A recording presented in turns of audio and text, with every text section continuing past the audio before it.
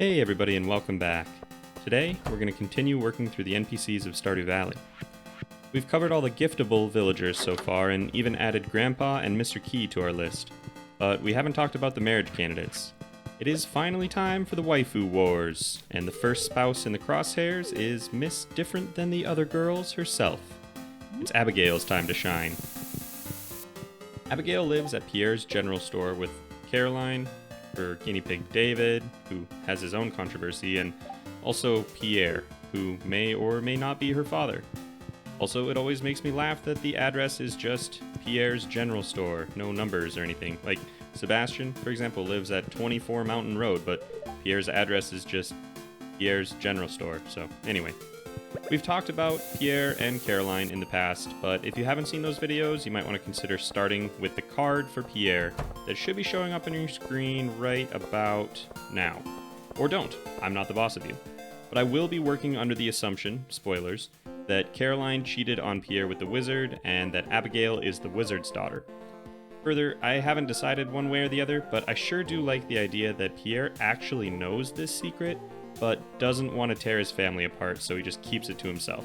Gosh, just reading that is so juicy.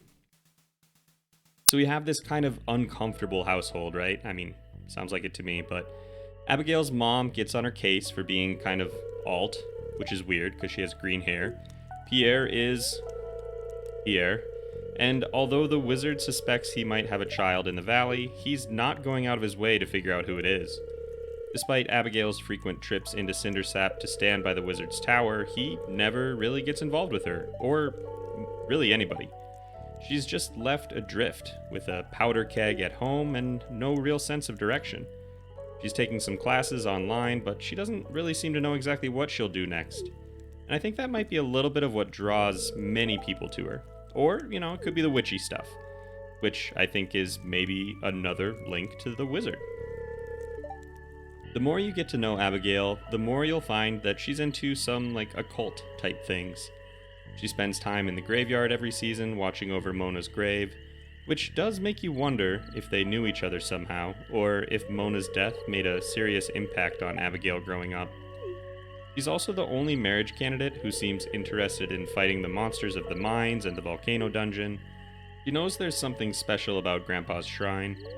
She practices with a spirit board, and I think we'll skip the hair discussion today, other than to say she cannot remember the last time she dyed it. Maybe she's just into some goth stuff. Maybe she's the wizard's daughter and some of that magical adventurer's blood is running through her veins. Or maybe she's just using all these things to try and find purpose in her life since she's not really getting that from home. I mean, just like me, she hides in a room and plays video games, joins friends for a D&D alternative, so she just wants to escape reality sometimes, and you don't need to be magic to do that. Trust me. In some recent polling that I did, Abigail came in at the second most popular bachelorette, and was the most likely bachelorette for a player to marry first, and that was kind of a handful of a sentence, I apologize. But I sometimes wonder what it is that draws players to her. Is it the character design, like the purple hair, jacket, and choker look? Or is it her kind of rebellious nature? Or maybe people really do just want their goth GF to live in a whimsical cottagecore farm with cows and cute chickens and stuff. I don't know. And I'd love to hear your thoughts in the comments below, but for me, I'm not buying it, I've married Abigail in Stardew a couple times, and I gotta say, she's pretty mid. Nah, that statement was literally just to get a rise out of Rin Queen, who I doubt will even see this, but it was worth it if she does. I get why people like Abigail, or at least I think I do. In a sleepy, small-town kind of world, Abigail is one of the people that wants adventure. She sees a cave as a place to explore, a graveyard as a place to get away from a family that she finds too stuffy. She wants excitement, but when she takes a few steps into a dangerous place, she's overcome with fear. And I don't think anyone necessarily faults her for that.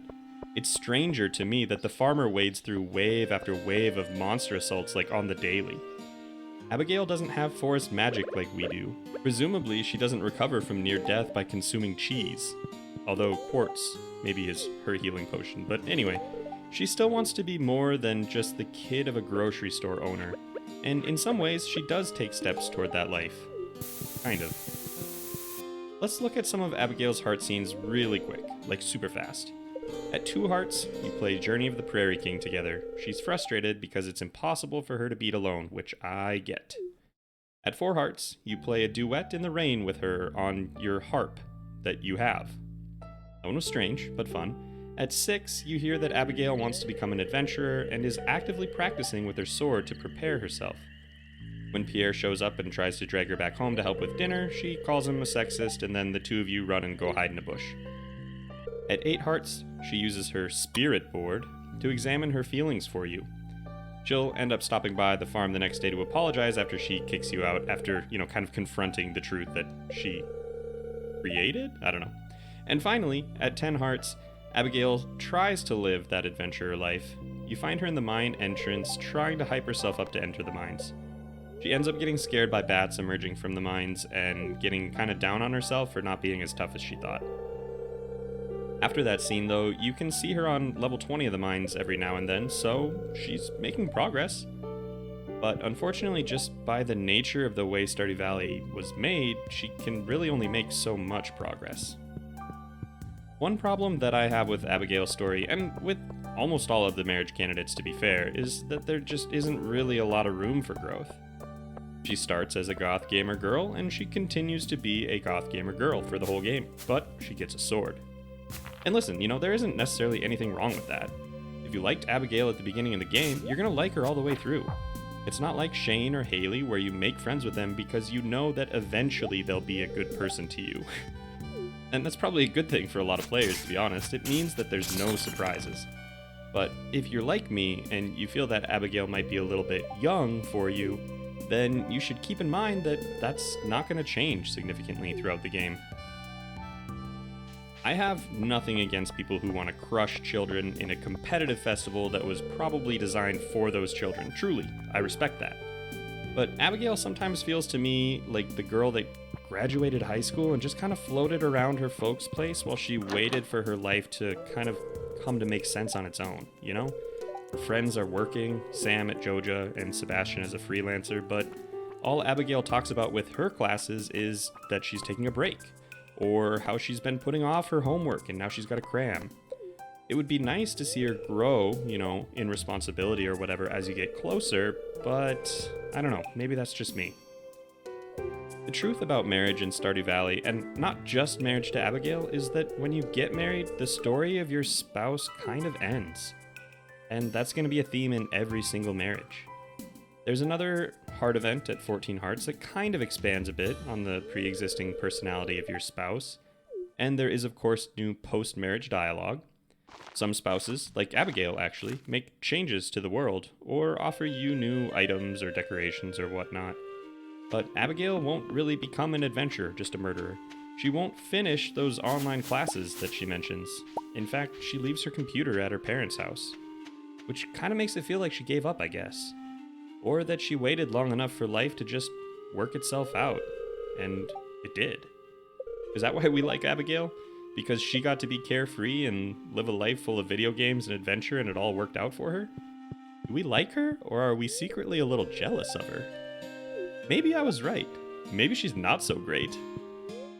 What do you think about Abigail? Is she one of your favorite marriage candidates, and now you're going to come after my friends and family for this slander? Or do you feel like maybe she's a little too young in some ways? Let me know down in the comments, and I will see you in the next video.